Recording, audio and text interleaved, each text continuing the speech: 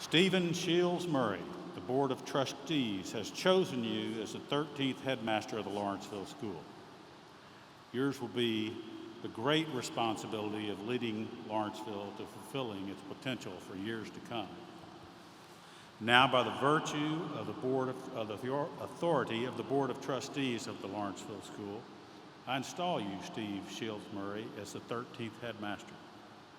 I charge you to uphold the standards and traditions of the school, to assume responsibility for the education and well-being of our students, to provide for the strength of its faculty and staff, to promote the interest of its alumni and parents, and to lead the school with wisdom and compassion into the future.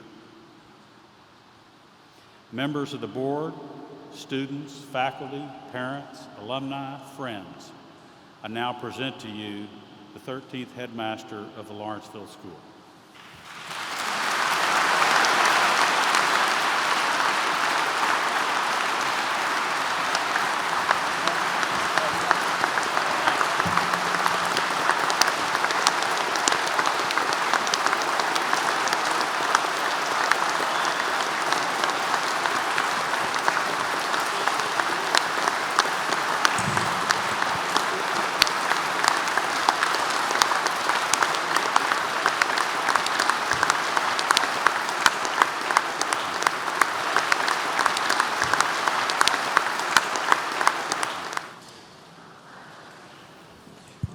Mr. Carter and members of the Board of Trustees, esteemed colleagues, students, alumni, parents, my family, and many, many dear friends, it's my pleasure to welcome all of you.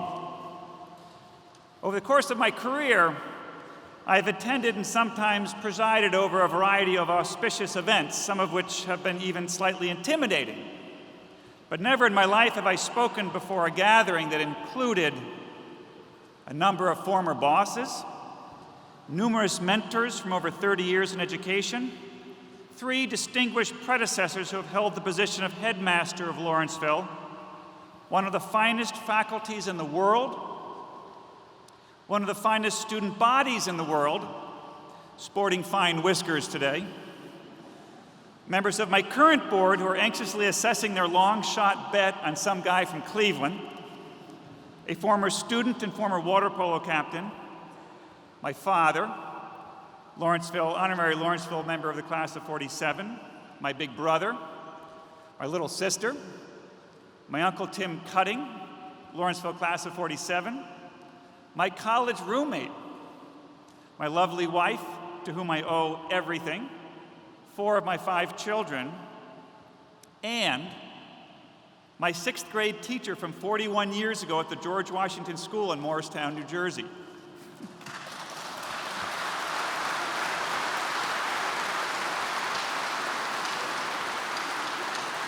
I mean, God bless the teacher who not only puts up with 6th graders, but who encourages them, inspires them, and shows them she has eternal faith in them no matter how they act at age 11. In all seriousness, it's an honor of a lifetime, and I'm truly grateful to all of you for being here. If you'll bear with me, I thought I would just share a few reflections on the importance of optimism. Bellwether comes from Middle English. A wether was the word for a male sheep, a ram. In order to find where the flock was headed in a fog or at night, the shepherd would hang a bell around the neck of the dominant ram, who was therefore the bellwether. The term when used today often refers to something that leads or indicates trends, especially under uncertain conditions. Our poets, philosophers, and artists often serve as our bellwethers, perceiving trends or realities that are not yet evident to us, blinded as we are by the fog of the moment, blinded as we are at times by a singular faith in science and technology, such that we are unable to see the signs in front of us, such that we listen only with our heads and forget to listen with our hearts. We sometimes look back at the 19th century as a time of naive confidence, a time when our burgeoning faith in technology caused us to ignore certain bellwethers easily now seen in hindsight. Mankind was harnessing steam power, tying the world together with engineering feats such as transcontinental railroads and massive ocean liners, creating great urban centers of manufacturing, racking up medical advances ranging from the typhoid vaccine to antiseptic surgery, and exploring the four corners of the world. It seemed that nothing was beyond the reach of human ingenuity. There was no problem that could not be solved if humans put their mind to it. Forward, positive progress was inevitable. The irony, of course, was that the very accomplishments of which we are so proud exacerbated and greatly amplified the wars and tragedies that came with the dawn of the 20th century. Urbanization created high concentrations of men for conscription into armies of World War I. Highly mobilized transit allowed warring countries to rapidly move waves of men to the front, so battles lasted not for days, but weeks and months. And of course, our vaunted manufacturing centers that were set up to produce items like cotton gins and steam locomotives, which improve our lives, were also able to produce vast quantities of armaments that rained down destruction. So much for human ingenuity. And then there was the Spanish flu that followed the First World War. Huge concentrations of troops after the war led to widespread contagion, and then rapid transport home on modern trains and ships allowed infected soldiers to spread the flu in unprecedented ways.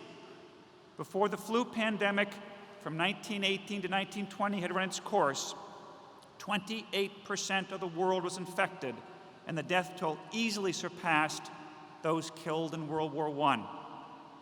And then, of course, Europe had hardly caught its breath before World War II broke out, where significantly improved weaponry, industrial capacity, and advanced medical knowledge were used to devastating military and genocidal effect. The list of 20th century catastrophes is long, and their scale and duration frequently were exacerbated by tools and technology originally intended for good. Looking back to that naive period of 19th century optimism and progress, most didn't see what was coming. Still, as I mentioned, our poets and artists are often our bellwethers, and there were some who seemed to indicate that trouble was on the horizon. In his poem, Dover Beach, published in 1867, Matthew Arnold seems to predict the chaos and confusion that awaited Europe later that century and into the next. His verses run counter to the overweening confidence and positivist mindset of the time. And we are here as on a darkling plain, swept with confused alarms of struggle and flight, where ignorant armies clash by night. 19th century French novelist Gustave Flaubert mocked our faith in inevitable human progress in his later writings. And Georges Seurat, with his 1884 painting, A Sunday Afternoon on the Island of La Grande Jatte, seemed to suggest that society was becoming atomized and depersonalized by mechanized modernity. And then, writing in the aftermath of the First World War, amid the confusion presaged by Matthew Arnold, William Butler Yeats evokes a profound loss of innocence and a world coming apart at the seams in his poem, The Second Coming. He, too, seems to foreshadow the string of man-made tragedies that would follow World War I as the 20th century unfolded. Things fall apart. The center cannot hold. Mere anarchy is loosed upon the world. The blood-dimmed tide is loosed, and everywhere the ceremony of innocence is drowned. The best lack all conviction, while the worst are full of passionate intensity. The best lack all conviction. Well, perhaps, but perhaps not. In spite of the ignorance and naivete that lead to grim patterns of human history, it is not clear at all to me that the best lack all conviction. There are always opportunities for hope and change, opportunities that sometimes come directly from the saddest chapters. The human spirit is at its core, I believe, tremendously optimistic and hopeful. And even if the poets seek to remind us of what may go awry, there is ample evidence that we are not consigned or condemned to tragic outcomes, even if at times we are forced to endure them. When I was a young teacher at Deerfield, I used to lead student trips to France with my college roommate, Todd, who, as I mentioned, is here today. We developed a rather interesting program. staying almost entirely in rural, remote parts of France. The first half of the trip we spent with families in a hard scrabble village in southern Champagne, quite close to the battlefields of World War I. The second part was just a bit further south in Burgundy, where we stayed in an old, partially restored 16th century chateau, a damp old stone structure. It had been abandoned for much of the 19th century and was left to the elements. Parts of it had been dismantled by local farmers over the years as they scavenged for stone. American soldiers leaving battlefields of World War I bivouacked there briefly, and the graffiti was still discernible on windowsills in the attic. I recall a date next to the name of a young corporal from St. Louis, Missouri, December 18th, 1918, just weeks after the guns on those terrible European battlefields went silent. The young writer scratching his name on the sill was far from home. It was Christmas, and as he sheltered in the old ruined hulk of the chateau, I had to wonder what he had seen, what he had endured, what images haunted his sleep. Our lodging, though once grand, was simple. Even with the walls and roof restored and a rustic kitchen functional, our staying there was little better than camping and great fun for the students. The old stone structure was so cold and damp that even on hot June evenings, we made regular blazing fires in the 6-foot fireplace to take away the chill of the downstairs. Because vestiges of World War I were in so many ways surrounded us in those eastern French provinces, we dug into the historical context of the trip. But I found that touring battlefields evoked little of that tragic war. The horrific trenched battle zones, scarred, barren moonscapes were now pleasant, bucolic settings, park-like and serene. So we tried a different approach with our students to help them gain a perspective on war. Each time we entered a village in our travels, I asked them to locate in the town square the inevitable memorial to those who had lost their lives in La Grande Guerre, as the French say.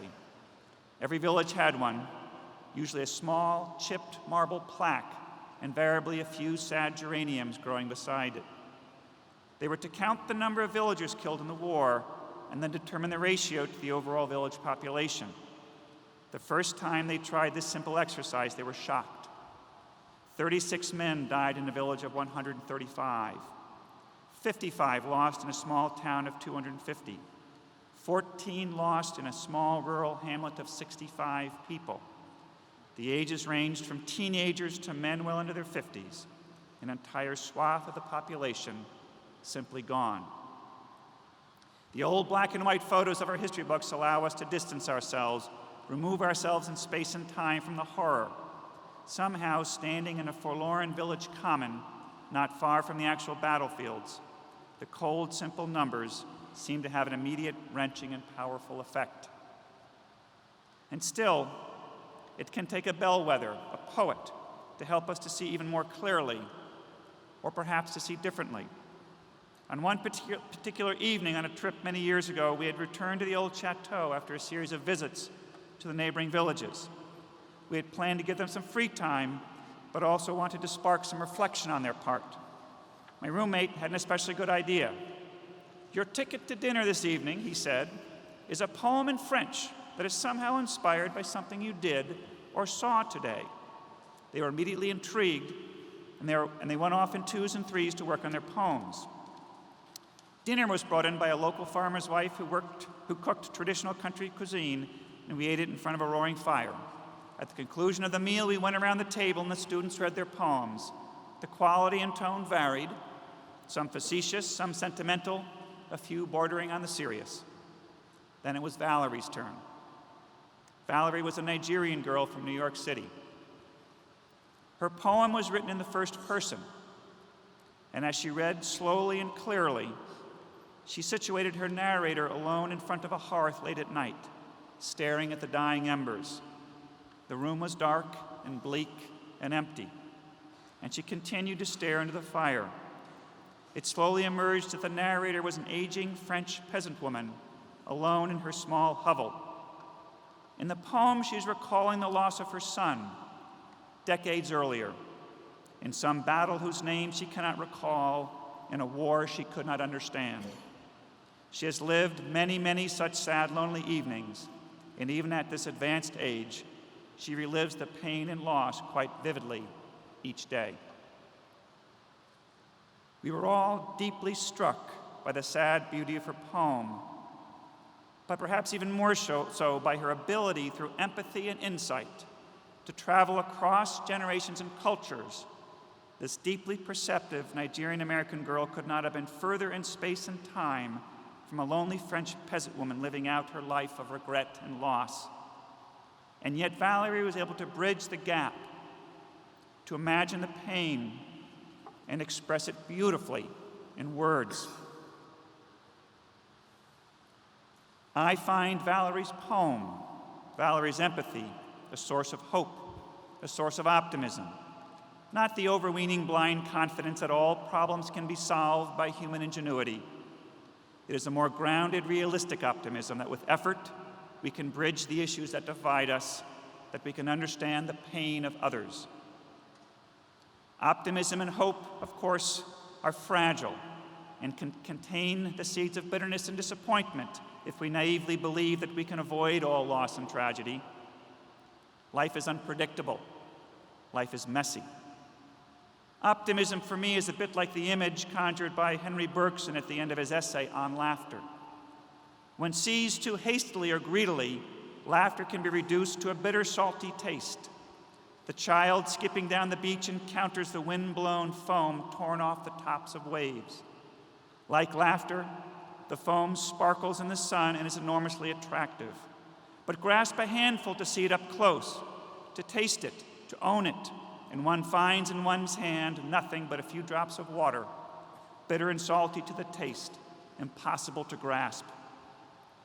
When we resort to optimism naively and thoughtlessly, hastily, like a child grasping a handful of sea spray, it will slip through our fingers and disappoint us. The optimism and hope that endures, that serves us well, must be groomed in thoughtful ways in a purposeful setting. It does not ward off tragedy, but helps us to understand it, to avoid perhaps repeating it.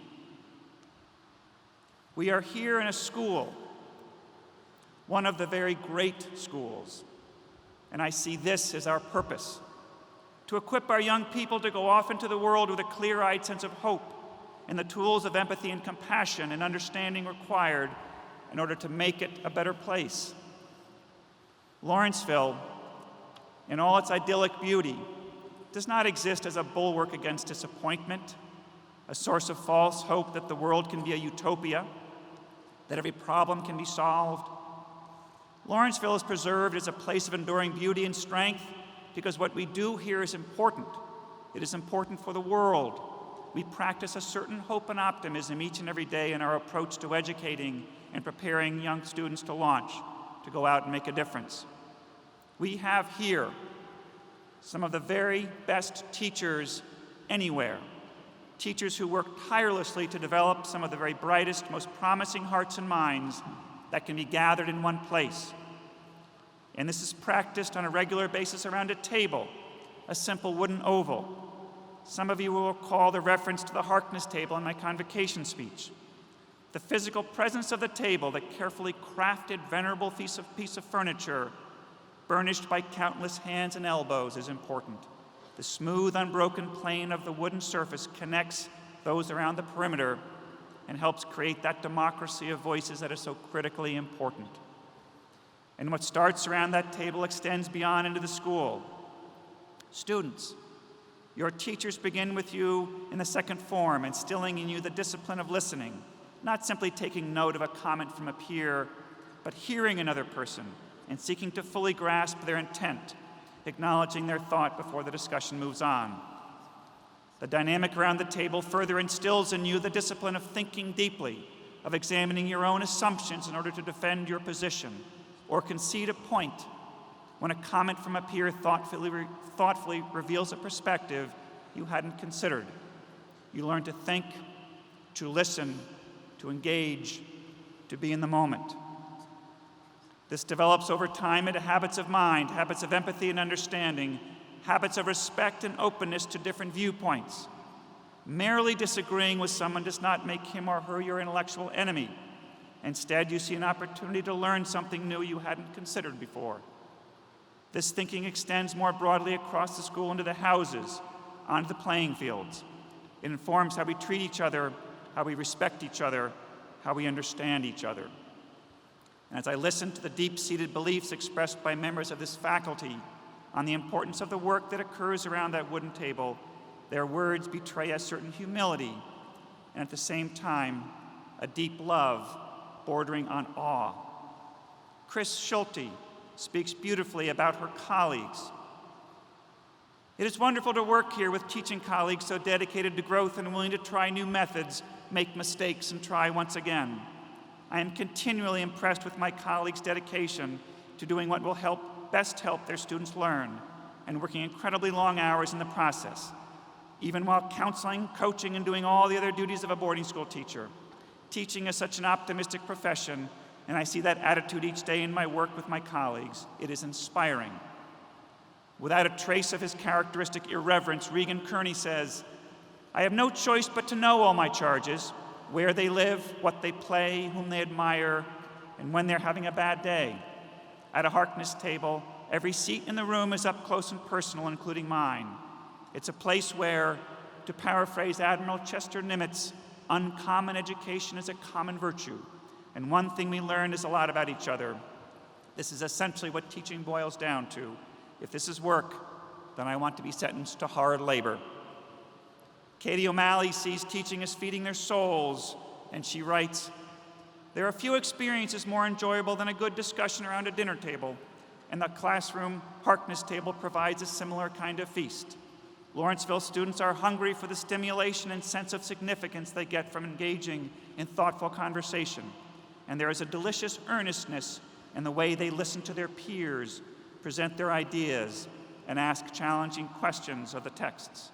As their teacher, I get my fair share of refreshment just sitting around the table. Like one coaxing a sprout to grow on its own," Jake Morrow writes modestly, "students will learn more deeply if they solve a problem for themselves. That principle can be a little humbling for a teacher. It makes me a resource for students to draw on, and not the font of all Latin knowledge. But it also allows me to observe more and talk less, and it gives the students an opportunity to learn the material more thoroughly and become a lot more confident in their abilities. And that, as I understand it, is what Harkness teaching is all about." And Blake Eldridge, finally, connects Harkness teaching more broadly and more deeply to the culture of the school. The dynamism, regularity, and intimacy of the Harkness table are also characteristic of house life, and they once again create the perfect environment for learning. In the house, the virtues of respect, compassion, open-mindedness, and generosity are reinforced and find practical expression. In time, those become the habits that draw others together and animate a house, and the result is an enduring solidarity. So Lawrenceville has a long legacy of preparing young people with a certain optimism. Be bold and assertive, and along with that, have the confidence to examine assumptions, to listen with empathy, to take thoughtful initiative, to approach the world with a patient understanding that it is not a perfect place. And where are these students, these graduates, whose hearts and souls have been so painstakingly developed and nurtured in this environment, so well prepared to take on the challenges they encounter? Kim Daker's class of '04 is principal at the Harlem Prep Middle School, one of the Democracy Prep public schools in New York. Bobby Kojo, class of '06, is a trial attorney for the Legal Aid Society. Christina Williams, class of '94, works around the world with Doctors Without Borders, most recently in Papua New Guinea and South Sudan. Oliver Sisman, class of '96, is a sergeant in the New Jersey State Police. Shahid Aziz, class of '88, is a surgeon who spends time in Bangladesh doing cleft lip and cleft palate repair. Juliette Rousselot, class of '04, is a self-described human rights consultant and freelance journalist who has worked at Amnesty International and the Cambodian Center for Human Rights. Al Ernst, '05, Dean of Students at a charter school in North Philadelphia. Stacy Patton, class of '96, previously at the NAACP, is an acclaimed author and child advocate. Mike Schell, class of '01, executive director of the Cannonball Fund, an organization dedicated to developing leadership and improving academic prospects of youth and underserved communities through baseball and softball. The list of what our graduates are doing to make a difference goes on and on and on. Yeats warns us that the best lack all conviction. Studies suggest that millennials lack resolve. There may be some truth in that at times, and yet I prefer to consider the extraordinary faith and commitment that these Laurentians exhibit in their life work. I prefer to consider Valerie's insightful poem and her ability to exercise empathy. We know that we must greet the world with a clear-eyed sense of realism. We can see that we must exercise caution in the face of unreflective, naive positivism. That has led to sadness and tragedy at times.